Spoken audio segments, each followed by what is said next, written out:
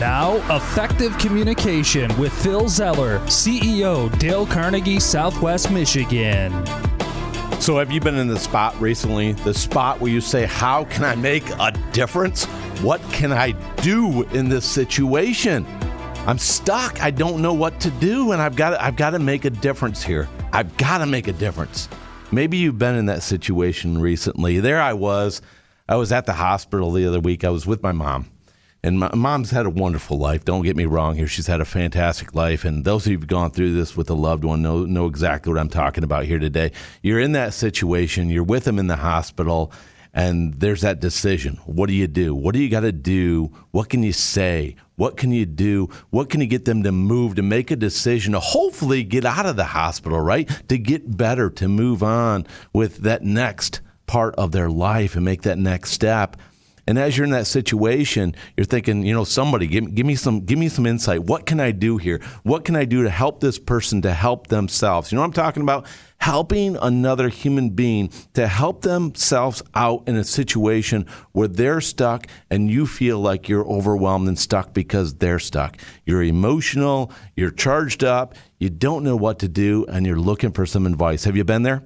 Have you been there? That's where I was in the hospital a couple weeks ago. The great news, though, is because of people like you in my life, I've been challenged. I've been challenged to understand how to work through these situations. And in every situation, it doesn't always turn out perfectly like you planned it would. And yet there is this idea that you've got to have a goal for that situation, for that person. And as I was just sitting there with my mother, who had been in the hospital for a week, I arrived and I said to my mom, I said, do you want to stay here? And she said no. And I said, well, what's going on? And we started talking about things, and she started sharing with me the challenges and what got her in the hospital and why she was there and what was going on while she was at the hospital. And there was a lot of confusion. She is up there in age, and so there was this suffering of trying to make sense of what's being said and what makes sense and what doesn't make sense. And as I was listening, I was intently listening as to understand what's going on in her life right now.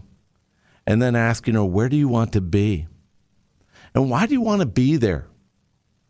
So first of all, I understood what was going on. And that's the first thing we have to do with anybody, understand what is going on. What is the situation they're in? How do they perceive it? And as she shared that with me, we added things up, and I asked if this is current stuff going on or has just been built up over the years, because we have a tendency as we get older to elaborate stories, right, in our lives.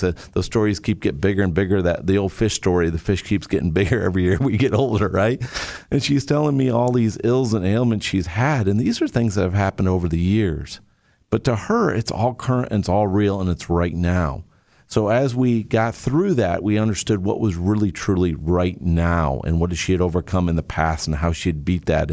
And, of course, giving her credit for that.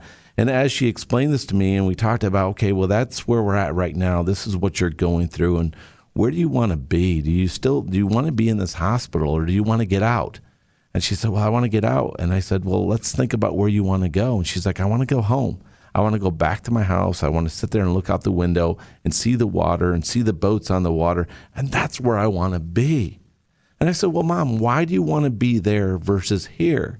And she kind of looked at me with this look like, you've got to be kidding me. I could sit in a hospital, or I could be at home looking out the window at the water and seeing the boats. And I said, Mom, tell me about it. So she built the picture for me of where she wanted to be.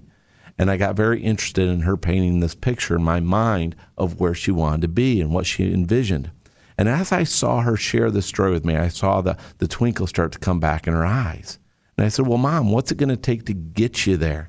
And she's like, well, I got to get out of here. And I said, well, who makes that decision?